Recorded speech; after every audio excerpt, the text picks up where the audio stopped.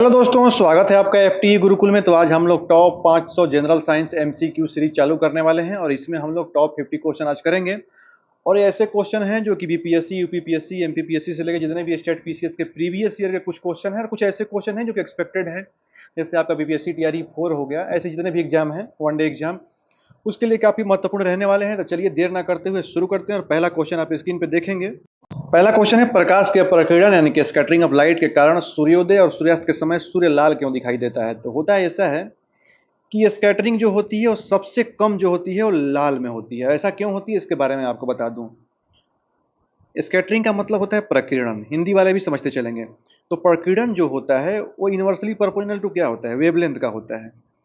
अब वेवलेंथ जिसका ज़्यादा रहेगा स्कैटरिंग कम होगी। तो लाल रंग का वेवलेंथ क्या होता है, सबसे अधिक होता है। लेकिन स्कैटरिंग क्या होगी, सबसे कम होगी। तो ज़्यादा दूरी तक कौन जाएगा, लाल रंग जाएगा। इसमें ऑप्शन देखिए, लाल रंग का प्रकीर्णन सबसे कम होता है। ऑप्शन हो जाएगा ए हो जाएगा। ठीक है, एक्सप्लेनेशन आप चाहें तो यहाँ पे देख सकते हैं। स्कैटरिंग सबसे कम होने का कारण क्या है, वेवलेंथ का अधिक होना। ठीक है, यह हमारी आंखों तक इसीलिए पहुंच पाता है। आप विबग्योर पढ़े होंगे। विबग्योर में क्या होता है, वायलेट का स्कैटरिंग सबसे ज़्यादा होता है, उसके बाद इंडिगो का होता है, उसके बाद ब्लू का होता है, ऐसे ही ग्रीन का होता है, फिर येलो का, फिर ऑरेंज का, फिर रेड का। ठीक है, तो ये क्रम आपको याद रखना होगा। और खतरे के संकेत लाल होते हैं क्योंकि बहुत कम स्कैटरिंग होती है, तो इसलिए दूर तक जाते हैं। तो ये बात आप ध्यान रखिएगा ट्रिक के रूप में, जिसकी वेवलेंथ बड़ी उसका फैलाव कम। बढ़ते हैं नेक्स्ट क्वेश्चन की ओर। नेक्स्ट है, मायोपिया यानी निकट दृष्टि दोष को दूर करने के लिए किस लेंस का उपयोग किया जाता है। तो मायोपिया यानी निकट दृष्टि दोष। अब निकट दृष्टि दोष बोला है यानी कि निकट का दृष्टि हम लोगों का बहुत परफेक्ट है, हमें दूर में समस्या है। जब भी दूर में समस्या होती है तो हम लोग यूज क्या करेंगे, अवतल लेंस का यानी कनकेव लेंस का। तो ऑप्शन जो हो जाएगा वो बी हो जाएगा। ठीक है, मायोपिया में दूर की वस्तुएं स्पष्ट नहीं दिखती क्योंकि प्रतिबिंब क्या होता है, रेटिना के आगे बनता है। जब रेटिना के आगे बनेगा तो अवतल लेंस प्रकार जो अवतल लेंस जो होता है वो प्रकाश को अपसारित करता है, रेटिना पर फोकस करता है। ठीक है, बढ़ते हैं हम नेक्स्ट क्वेश्चन की ओर।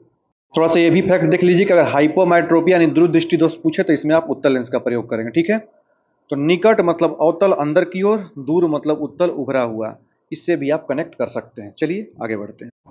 मरीचिका यानी मिराज का बनना किस प्रकाशीय घटना का परिणाम है। तो चार ऑप्शन देख रहे हैं। जो मिराज बनता है वो टोटल इंटरनल रिफ्लेक्शन की वजह से बनता है। अब इसके कारण के बारे में आपको बता दूं कि गर्मियों में जब जमीन के पास की हवा गर्म होकर विरल हो जाती है तो सघन से विरल माध्यम में जाती है, तो पूर्ण आंतरिक परावर्तन के कारण पानी में क्या होता है, भ्रम उत्पन्न होता है।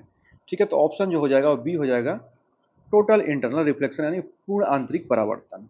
ठीक है, अब ये बात ये भी ध्यान रखिएगा, कुछ इंपॉर्टेंट फैक्ट भी पढ़ते चले हैं कि ऑप्टिकल फाइबर भी इसी सिद्धांत पे कार्य करता है। ठीक है, तो जहां पे भ्रम या चमक हो वहां पे क्या करेंगे आप, TIR का यूज करेंगे, यानी टोटल इंटरनल रिफ्लेक्शन।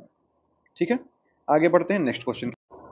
पानी से भरे गिलास में तैरता हुआ बर्फ का टुकड़ा जब पूरी तरह से पिघल जाता है तो पानी का स्तर क्या होता है। गिलास है, इसमें पानी भरा है और बर्फ का टुकड़ा भी है, तो अगर ये बर्फ पूरा पिघल गया तो स्तर क्या रहेगा, समान रहेगा। इसके बारे में आपको बता दूं, ऑप्शन सी आप ध्यान दिए होंगे। आर्किमिडीज के सिद्धांत के अनुसार होता क्या है कि बर्फ अपने वजन के बराबर पानी पहले से ही विस्थापित कर चुका होता है। अगर एक ग्लास है और इतना मान लीजिए पानी है, ठीक है, और इसमें ये बर्फ है, तो ये जो बर्फ का जितना भार है उतना पानी ऑलरेडी ये नीचे विस्थापित कर देता है। जब घुलेगा तो उतना ही पानी ये उसी लेवल पे रहेगा, क्योंकि उतना पानी का ये पूरा भार इतना विस्थापित ऑलरेडी कर चुका होता है। ठीक है, तो पिघलने पर आयतन में कोई बदलाव नहीं होता है। अब इंपॉर्टेंट फैक्ट भी देख लीजिए, यदि बर्फ में कोई भारी धातु फंसी हो तो पिघलने पर स्तर गिर जाएगा, ये ध्यान रखिएगा। ठीक है, बाकी पढ़ते हैं। नेक्स्ट है, वर्षा की बूंदें गोलाकार यानी स्फेरिकल क्यों होती है। तो स्फेरिकल जो होती हैं वो पृष्ठ तनाव यानी सरफेस टेंशन के कारण होती हैं। ये बात ध्यान रखिएगा, बहुत इंपॉर्टेंट क्वेश्चन है। पृष्ठ तनाव के कारण द्रव अपने पृष्ठीय क्षेत्रफल को न्यूनतम करने का प्रयास करता है और दी गई मात्रा के लिए गोले का क्षेत्रफल सबसे कम होता है। तो जो सरफेस टेंशन जो होता है वो फोर्स अपॉन लेंथ होता है। सरफेस टेंशन में अगर ज़्यादा फोर्स लगाएंगे तो क्या होगा, टेंशन बढ़ेगा। ठीक है, ये प्रोपोर्शनली है। तब ध्यान रखिएगा, ये पृष्ठ तनाव के कारण होता क्या है कि जो पृष्ठीय क्षेत्रफल का न्यूनतम करने का जब प्रयास करता है तो इससे जो गोले का क्षेत्रफल होता है सबसे कम होने लगता है। आप देखे होंगे गर्म सूप स्वादिष्ट क्यों लगता है, क्योंकि गर्म होने पर पृष्ठ तनाव कम हो जाता है और ये जीभ पर फैल जाता है। आप देखते होंगे कपड़े में जब हम लोग सर्फ का यूज, डिटर्जेंट का यूज क्यों करते हैं, क्योंकि पृष्ठ तनाव को कम करने के लिए, ताकि इसमें सर्फ अच्छे से घुल जाए और कपड़ा हम लोगों का अच्छे से साफ हो जाए। तो मेमोरी ट्रिक याद रखिएगा, टेंशन में इंसान भी सिकुड़कर गोल हो जाता है, तो इससे आप ध्यान रखेंगे सरफेस टेंशन का। ठीक है, ऐसे ही हम लोग बारीकी से एक्सप्लेन करते हुए आगे बढ़ेंगे। चलिए बढ़ते हैं नेक्स्ट क्वेश्चन की ओर। नेक्स्ट है, हवा में ध्वनि की गति किस कारक से प्रभावित होती है, अप्रभावित रहती है? तो ध्यान रखिएगा, जो हवा में स्पीड ऑफ साउंड होती है वो आपके प्रेशर के कारण अप्रभावित रहती है। ठीक है, इसके बारे में आपको डिटेल व्याख्या कर देता हूं। देखिए, ध्वनि की गति पर दबाव का कोई प्रभाव नहीं पड़ता है। यदि तापमान स्थिर रहता है तो कोई प्रभाव नहीं पड़ने वाला। लाप्लास ने बताया था कि दबाव और घनत्व का अनुपात हमेशा स्थिर रहता है। प्रेशर और डेंसिटी, इसका जो अनुपात रहता है हमेशा कांस्टेंट रहता है। ठीक है, तो ध्वनि से इसका कोई फर्क नहीं पड़ने वाला है। आगे बढ़ते हैं नेक्स्ट क्वेश्चन। नेक्स्ट है, ट्रांसफार्मर किस सिद्धांत पे कार्य करता है और यह किसे परिवर्तित करता है? तो ट्रांसफार्मर जो होता है केवल एसी वोल्टेज के लिए होता है, ध्यान रखिएगा। ठीक है, ऑप्शन जो हो जाएगा वो बी हो जाएगा, केवल एलसी वोल्टेज को परिवर्तित करता है। और इसके बारे में बता दें कि ट्रांसफार्मर फैराडे की जो विद्युत चुंबकीय प्रेरणा होता है, इलेक्ट्रोमैग्नेटिक इंडक्शन, इसके सिद्धांत पे कार्य करता है। और ये केवल एसी जो करंट होता है, अल्टरनेट करंट, इसी के वोल्टेज को कम और ज़्यादा करता है। ठीक है, और एक चीज़ और ध्यान रखिएगा, एसी को डीसी में बदलना होता है तो रेक्टिफायर को हम यूज करते हैं। ठीक है, और डीसी को जब एसी में बदलना हो तो आपको पता ही है, इन्वर्टर हम लोग घर में यूज करते हैं। ठीक है, ध्यान रखिएगा, ये बहुत ही इंपॉर्टेंट क्वेश्चन है। बढ़ते हैं नेक्स्ट की ओर। नेक्स्ट है, मानव रक्त का पीएच मान लगभग कितना होता है? ये कई बार पूछा जा चुका है, तो ध्यान रखिएगा, इस 7.4 के करीब होता है। जब देखेंगे 7.35 से लेके 7 पॉइंट अब देखेंगे 45 के अराउंड होता है, तो मतलब इसको हम ले लेते हैं 7.4। तो ऑप्शन जो हो जाएगा वो आप देखेंगे सी हो जाएगा 7.4। यह शरीर के मेटाबॉलिज्म के लिए आवश्यक होता है क्योंकि ये स्लाइटली अल्कलीन होता है। ठीक है, पीएच स्केल की खोज जब बोलेगा तो ध्यान देंगे सोरेनसन ने किया था। और एक चीज़ और ध्यान देंगे, 7 से कम जब होता है तो ये अम्लीय होता है, 7 से ज़्यादा होता है तो क्षारीय होता है, और 7 पे क्या होता है? न्यूट्रल होता है। ठीक है, अब हम लोग बढ़ते हैं नेक्स्ट। नेक्स्ट है, जीवाश्मों की आयु निर्धारित करने के लिए किस समस्थानिक का उपयोग किया जाता है? तो जीवाश्म यानी फॉसिल्स का जब हम आयु निर्धारित करते हैं तो इसके लिए कार्बन 40 का यूज करते हैं। ठीक है, तो ये आप ध्यान रखिएगा। देखिए, जो कार्बन 14 होता है जैविक पदार्थों की आयु ज्ञात करने के लिए किया जाता है, और इसकी अर्ध आयु लगभग 5730 वर्ष होती है। तो ये भी आप ध्यान रखिएगा। इसमें कुछ फैक्ट भी जान लीजिए, पृथ्वी और चट्टानों की जब भी आयु ज्ञात करने के लिए यूरेनियम डेटिंग का यूज हम लोग करते हैं। ठीक है, तो जीवाश्म से याद रखिएगा, जीवाश्म मतलब 14। अब आगे बढ़ते हैं। नेक्स्ट है, बेकिंग सोडा का रासायनिक नाम क्या है? तो बेकिंग सोडा का रासायनिक नाम होता है सोडियम बाइकार्बोनेट। ऑप्शन जो हो जाएगा वो बी हो जाएगा। ठीक है, इसके बारे में जान लीजिए, बेकिंग सोडा जिसको बोलते हैं सोडियम बाइकार्बोनेट, इसका फार्मूला क्या होता है? NaHCO3। ठीक है, गर्म करने के बाद होता क्या है कि जो CO2 होता है वो गैस छोड़ता है, और जिससे क्या होता है, केक या ब्रेड फूल जाते हैं। ठीक है, तो इससे आप ध्यान रखेंगे। और धोवन सोडा जिसको बोलते हैं सोडियम कार्बोनेट, तो धोने वाला सोडा Na2CO3, ये भी ध्यान रखिएगा। और जब बाई लगा देगा तो NaH लगा दीजिएगा बीच में, NaHCO3। ठीक है, बढ़ते हैं नेक्स्ट क्वेश्चन की ओर। नेक्स्ट है, लोहे में जंग लगने पर उसके वजन पर क्या प्रभाव पड़ता है? तो देखिए, जब लोहे में जंग लगती है तो नमी के कारण, ऑक्सीजन में नमी के कारण इसका जो वजन क्या होता है? बढ़ जाता है। तो ऑप्शन जो हो जाएगा वो बी हो जाएगा। ठीक है, जंग लगने के कारण एक प्रक्रिया है, ऑक्सीकरण प्रक्रिया है, ऑक्सीडेशन प्रक्रिया। लोहा जो होता है ऑक्सीजन और नमी से प्रतिक्रिया करके आयरन ऑक्साइड बनाता है, और जिससे इसका वजन क्या होता है? बढ़ जाता है। ठीक है, तो फैक्ट आप याद करते चलेंगे। और ये पीडीएफ अगर आपको चाहिए तो फुल टॉस एजुकेशन के टेलीग्राम चैनल पे आपको उपलब्ध करा दी जाएगी, वहां से रिवीजन के लिए आप यूज कर सकते हैं। ठीक है, बढ़ते हैं नेक्स्ट क्वेश्चन की ओर।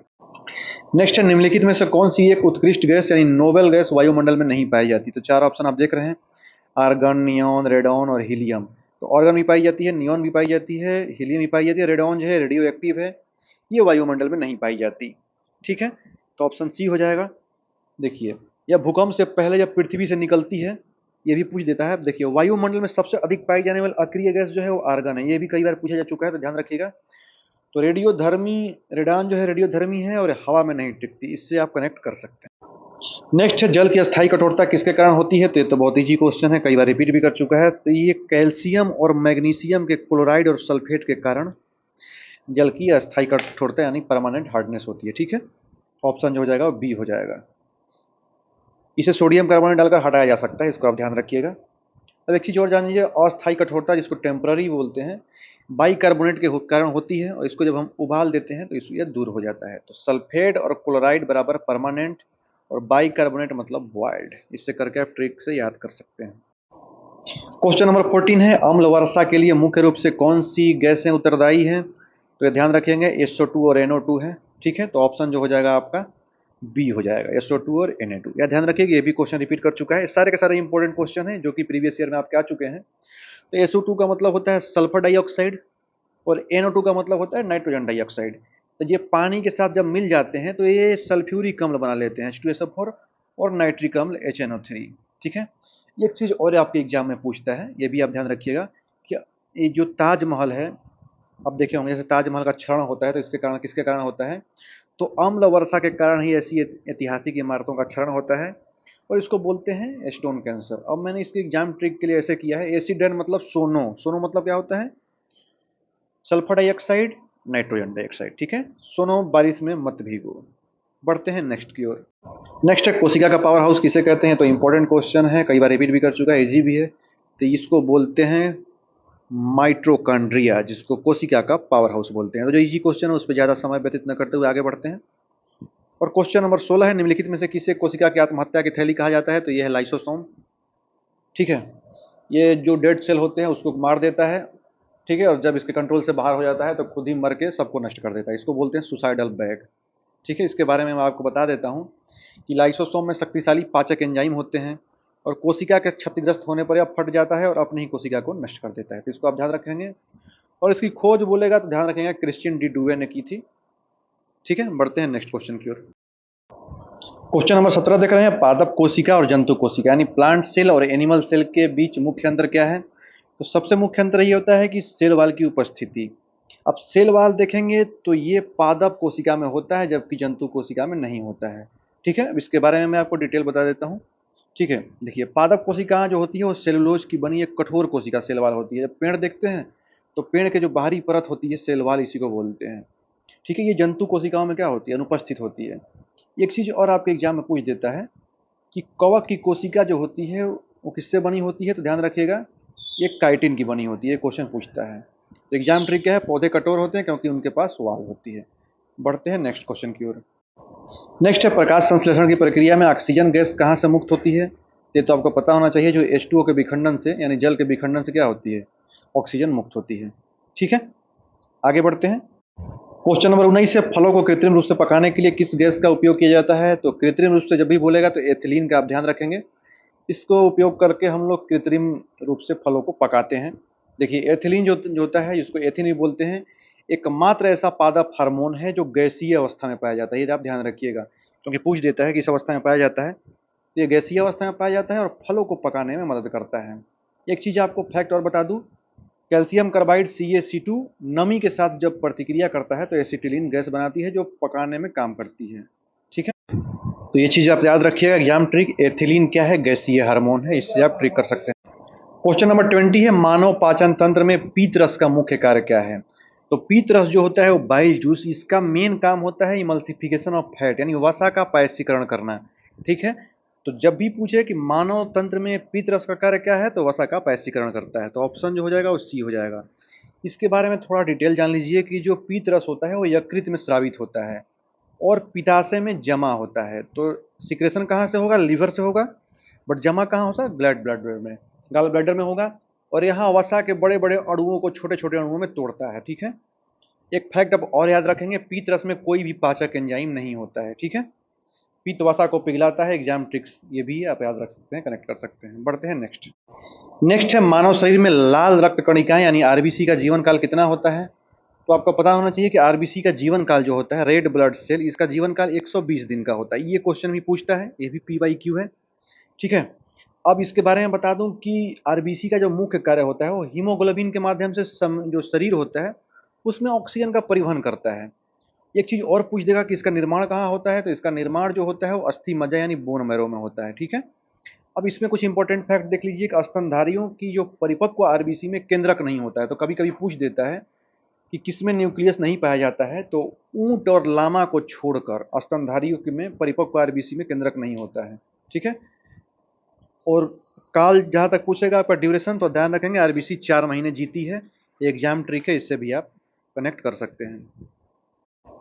नेक्स्ट है, किस रक्त समूह को सार्वभौमिक दाता कहा जाता है, तो ये होता है O निगेटिव। O निगेटिव सबको दान कर सकता है अपना रक्त।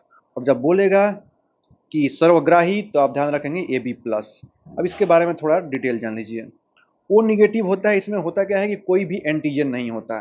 तो एंटीबॉडी जब होता है तो ये किसी को भी क्या करता है, दान दे सकता है अपना रक्त को, क्योंकि एंटीबॉडी के कारण।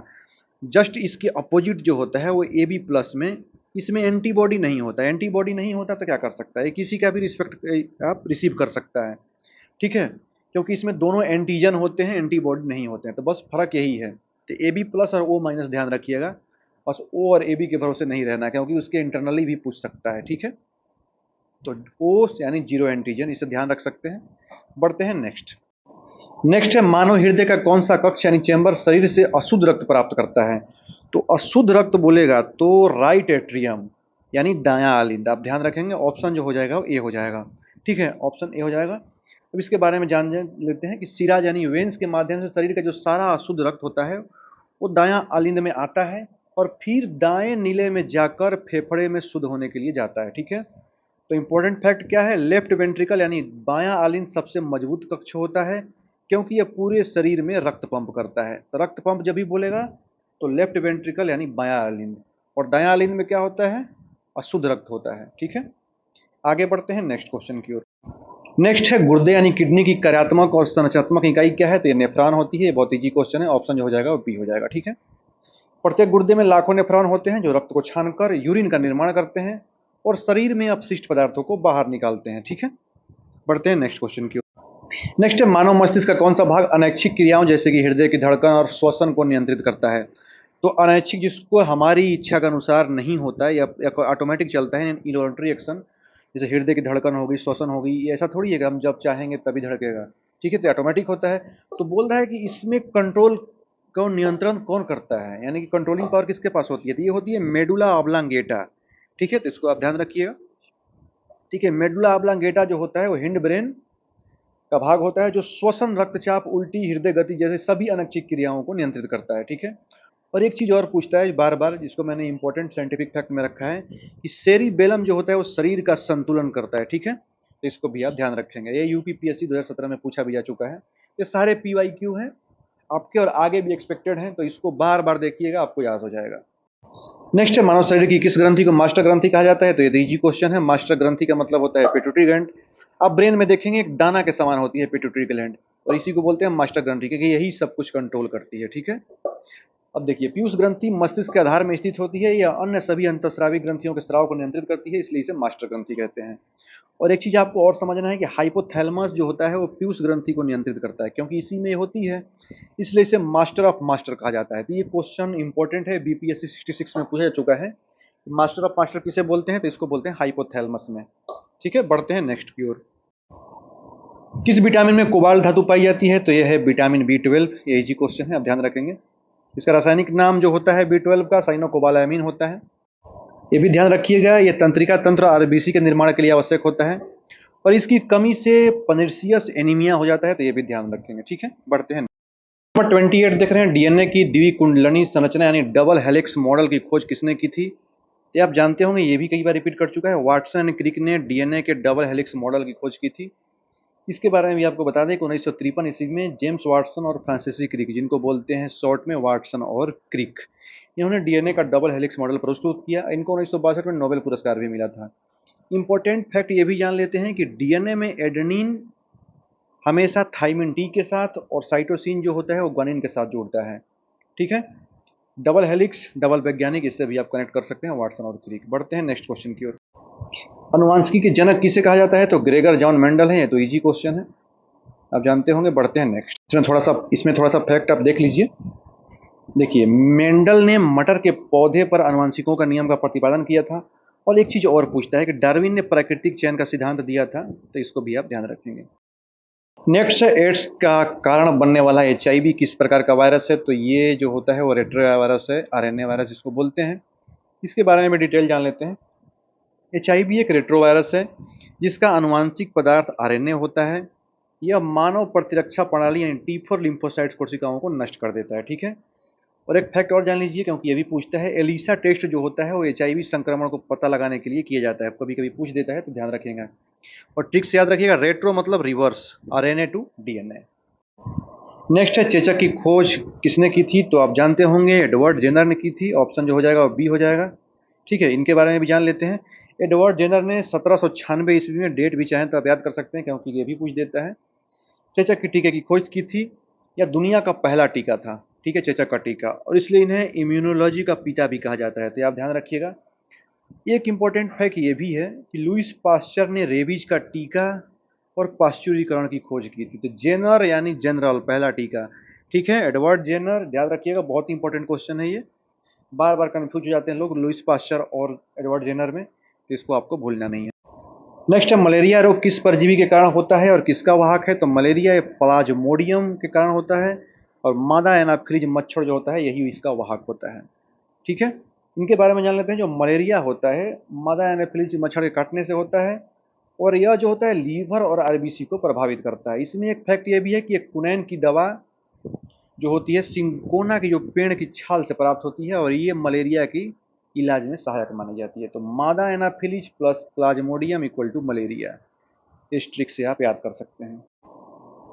नेक्स्ट आप देख रहे हैं, इकोसिस्टम में ऊर्जा का प्रवाह 10% का नियम किसने दिया? यानी पारिस्थितिकी तंत्र में ऊर्जा के प्रवाह का 10% का नियम किसने दिया? तो ये दिया था लिंडमैन ने, ठीक है। इनके बारे में बता देते हैं कि रेमंड लिंडमैन के अनुसार जब ऊर्जा के एक पोषण स्तर से दूसरे पोषण स्तर यानी ट्रॉपिक लेवल में जाते हैं तो केवल 10% ऊर्जा ही स्थानांतरित होती है, 90% ऊष्मा के रूप में नष्ट हो जाती है, ठीक है। और पारिस्थितिकी तंत्र यानी कि इकोसिस्टम शब्द का सबसे पहले अगर प्रयोग पूछ देगा तो ये लगाइएगा एजी टॉन्सले को, ठीक है। ये बहुत इंपॉर्टेंट क्वेश्चन है। नेक्स्ट है, बायोमैग्निफिकेशन का क्या अर्थ है? तो बायोमैग्निफिकेशन का अर्थ होता है खाद्य श्रृंखला में ऊपर जाने पर जो प्रदूषक होते हैं जैसे कि डीडीटी हो गया, इसकी सांद्रता का बढ़ना ही बायोमैग्निफिकेशन है, ठीक है। तो ऑप्शन जो हो जाएगा वो बी हो जाएगा। कुछ जो होते हैं गैर बायोडिग्रेडेबल रसायन जैसे कि डीडीटी, पारा हो गया, खाद्य श्रृंखला में प्रवेश करते हैं, और जैसे शीर्ष शिकारियों जैसे कि बाज हो गया, मनुष्य में इनकी मात्रा अधिकतम हो जाती है, ठीक है। एक क्वेश्चन और पूछता है कि मिनीमाटा रोग पारे के बायोमैग्निफिकेशन का ही परिणाम है, ठीक है। तो मैग्नीफाई मतलब बढ़ता प्रदूषण, ठीक है। बढ़ते हैं नेक्स्ट की ओर। नेक्स्ट है, ओजोन परत वायुमंडल की किस परत में पाई जाती है और ये किससे बचाती है? तो ये जो होती है ओजोन परत, ये समताप मंडल में पाई जाती है और अल्ट्रावायलेट यानी कि पराबैंगनी किरणों से ये ध्यान रखिएगा कि ओजोन जो कि O3 है परम समताप मंडल में स्थित है, इसकी परत जो होती है समताप मंडल में स्थित होती है, और यह सूर्य से आने वाली हानिकारक पराबैंगनी जिसमें UVB होता है और UVC किरणों को सोख लेती है, ठीक है। और एक चीज़ और पूछता है कि क्लोरोफ्लोरोकार्बन जो होता है ओजोन क्षरण का मुख्य जिम्मेदार यही होता है, और मॉन्ट्रियल प्रोटोकॉल बोलेगा किससे संबंधित है? तो ये ओजोन संरक्षण से ही संबंधित है, ठीक है। 36 है, यूट्रोफिकेशन जल निकायों में किस तत्व की अधिकता के कारण होती है? तो यूट्रोफिकेशन जो होती है वो नाइट्रेट और फास्फेट जब अधिक हो जाते हैं, जब पानी में घुल जाते हैं, तो इसमें जो एल्गी होता है, जो शैवाल होता है, तेजी से बढ़ते हैं, ठीक है। तो इससे होता क्या है कि बीओडी कम हो जाता है, ऑक्सीजन को कम कर देता है, और इससे मछलियां मरने लगती है। तो बीओडी का मतलब होता है बायोलॉजिकल ऑक्सीजन डिमांड, ठीक है। तो इसको भी आप ध्यान रखेंगे, और ये प्रदूषक का सूचक होता है, जितना भी प्रदूषण होता है इसी का सूचक होता है, ठीक है। आगे बढ़ते हैं नेक्स्ट की ओर। नेक्स्ट, ये भी कई बार रिपीट कर चुका है क्वेश्चन, जियो स्टेशनरी सैटेलाइट जिसको बोलते हैं, भू स्थैतिक उपग्रह पृथ्वी की सतह से लगभग कितनी ऊंचाई पर स्थापित किए जाते हैं? तो लगभग 36,000 किलोमीटर, इसको आप याद रखिएगा, बहुत इंपॉर्टेंट क्वेश्चन है, ठीक है।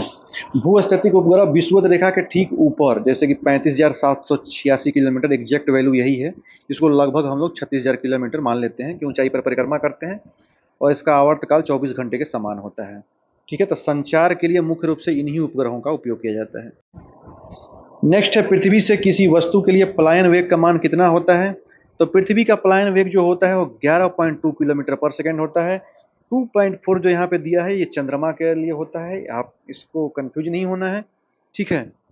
और 4.2 देखेंगे ये होता है सूर्य का, तो इससे आप कनेक्ट कर सकते हैं। बढ़ते हैं नेक्स्ट क्वेश्चन की ओर, ठीक है।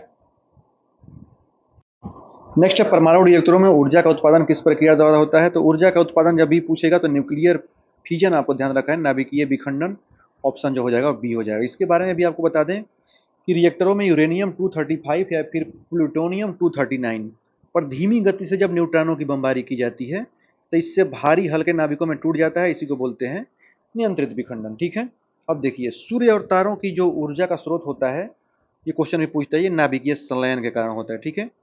रिएक्टर में तोड़ते विखंडन, सूर्य में जोड़ते संलयन, इससे भी आप कनेक्ट कर सकते हैं, ठीक है। नेक्स्ट है, प्रकाश वर्ष किसकी इकाई है? तो प्रकाश वर्ष जो होती है ये आप ध्यान रखेंगे दूरी की होती है, तो अंतरिक्ष में भी दूरी आप लिख सकते हैं, दूरी की इकाई होती है। ऑप्शन सी हो जाएगा। देखिए प्रकाश वर्ष वह दूरी है जो प्रकाश वैक्यूम यानी निर्वात में 1 वर्ष में तय होता है, और यह होती है 9.46 इंटू 10⁻15 मीटर के बराबर होती है। और दूरी की मापने की सबसे बड़ी इकाई पूछेगा तो ये आप ध्यान रखेंगे पारसेक। एक पारसेक जो होता है वो 3.26 प्रकाश वर्ष के बराबर होता है। ठीक है, सारा फैक्ट हम लोग डिटेल पढ़ते चलेंगे, 1 से 2 बार आप देखेंगे आपको याद हो जाएगा। नेक्स्ट है मनुष्य की आंख में किसी वस्तु का प्रतिबिंब कहाँ पर बनता है, तो प्रतिबिंब जो बनता है वो रेटिना पर बनता है, ऑप्शन डी हो जाएगा। ठीक है, इसके बारे में ध्यान रखेंगे कि रेटिना पर जो प्रतिबिंब बनता है वो वास्तविक होता है, और जब भी वास्तविक होगा तो क्या होगा, उल्टा हो जाएगा, यानी रियल और इन्वर्टेड। और नेत्र दान में आंख का कॉर्निया दान किया जाता है, ये भी आप ध्यान रखिएगा। नेक्स्ट है निम्नलिखित में से कौन सा हार्मोन लड़ो उड़ो हार्मोन है, तो ये तो होता है एड्रेनलिन हार्मोन, जिसको बोलते हैं फाइट या फ्लाइट। ठीक है, एड्रेनलिन हार्मोन अधिवृक्क यानी कि एड्रिनल ग्रंथि से स्रावित होता है, या संकट, डर, गुस्से के समय हृदय गति और रक्तचाप को बढ़ा देता है ताकि शरीर आपात स्थिति का सामना कर सके। एक चीज और ध्यान रखिएगा, ऑक्सीटोसिन हार्मोन जो आपका ऑप्शन डी में दिया है ये होता है लव हार्मोन, इसको बोला जाता है लव हार्मोन। ठीक है, बढ़ते हैं नेक्स्ट क्वेश्चन की ओर। ये क्वेश्चन आप ध्यान देंगे यूपीपीएससी 2018 में भी आ चुका है। नेक्स्ट है पौधे में जल और खनिज लवणों का परिवहन किसके द्वारा होता है, तो जल बोलेगा, जल से जाइलम, ऑप्शन हो जाएगा बी। ठीक है, जाइलम उत्तक जड़ों से पानी और खनिज लवणों को पत्तियों तक पहुंचाता है, और यह यूनिडायरेक्शनल यानी कि एक दिशीय होता है, यानी नीचे से ऊपर होता है। और फ्लोएम जो होता है ये पत्तियों द्वारा बनाए गए भोजन को पौधों के अन्य भागों तक पहुंचाता है। बढ़ते हैं नेक्स्ट क्वेश्चन की ओर। क्रिस्पर Cas9 तकनीक का उपयोग मुख्य रूप से किस क्षेत्र में किया जाता है, तो इसको बोलते हैं जीन एडिटिंग के क्षेत्र में। ठीक है, देखिए इसके बारे में बता दूं कि जो क्रिस्पर एक क्रांतिकारी आनुवंशिक कैंची जिसको बोलते हैं है, इसका उपयोग जो होता है वो डीएनए अनुक्रमों को सटीक रूप से काटने और बदलने यानी जीन एडिटिंग के रूप में किया जाता है। इसकी खोज अगर पूछ देगा आपको तो 2020 में इमैनुअल चारपेंटियर ने किया था, और जेनिफर डोडना को रसायन विज्ञान में नोबेल मिला था। ठीक है, इन दोनों को नोबेल मिला था। तो जीन एडिटिंग आप ध्यान रखेंगे किसमें, तो क्रिस्पर Cas9 में। बढ़ते हैं नेक्स्ट क्वेश्चन के। नेक्स्ट है हीरे का अत्यधिक चमकना किस कारण से होता है, तो ये तो इंपॉर्टेंट क्वेश्चन है। हीरे का जो अपवर्तनांक होता है 2.42 होता है। अपवर्तनांक इसको बोलते हैं रिफ्लेक्टिव इंडेक्स, ये काफ़ी सघन होता है और सबसे अधिक भी होता है रिफ्लेक्टिव इंडेक्स, और इसके चमकने का कारण होता है टोटल इंटरनल रिफ्लेक्शन, तो इसको आप ध्यान रखेंगे। ठीक है, और ये भी ध्यान रखिएगा इसका क्रांति कोण केवल 24.4 डिग्री होता है, प्रकाश अंदर जाते ही बार बार परावर्तित होने लगता है। क्वेश्चन नंबर 46 है बर्फ का स्केटिंग करना यह प्रदर्शित करता है कि दाब बढ़ाने पर बर्फ का गलनांक क्या होगा, तो जब दाब बढ़ाएंगे तो मेल्टिंग पॉइंट क्या होगी, घटेगी, तो ऑप्शन जो हो जाएगा वो बी हो जाएगा।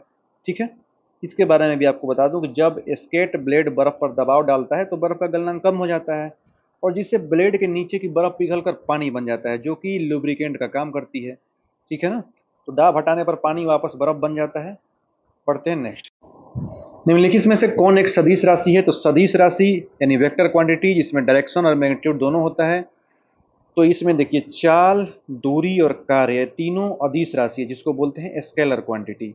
ठीक है, और ये जो संवेग होता है ये होती है वेक्टर क्वांटिटी। ठीक है, तो अब देखिए एक ट्रिक भी है उसका दाब त्वरण, उससे भी याद कर सकते हैं। ठीक है, चाहें तो उसको ट्रिक मैं एक पीडीएफ प्रोवाइड करा दूंगा, अभी फिलहाल के लिए ऑप्शन डी समझिए। ठीक है, अब देखिए संवेग बराबर होता है द्रव्यमान इंटू वेग, यानी कि मोमेंटम क्या होता है, मास इंटू वेलोसिटी, और कार्य ऊर्जा, चाल, दूरी, ये सब क्या है, अदिश राशि यानी स्केलर क्वांटिटी है। 48 नंबर है ध्वनि तरंगे साउंड वेव्स किस प्रकार की तरंगे हैं, तो ये है लॉन्गिट्यूडिनल मैकेनिकल अनुदैर्घ्य यांत्रिक तरंगे होती हैं। ठीक है, ऑप्शन जो हो जाएगा ये हो जाएगा। देखिए इसके बारे में बताते चलें कि ध्वनि तरंगों में माध्यम के कण जो होते हैं वो दिशा के समांतर कंपन करते हैं। ठीक है, जो समांतर कंपन करते हैं तो इन्हें यात्रा के लिए माध्यम की आवश्यकता होती है।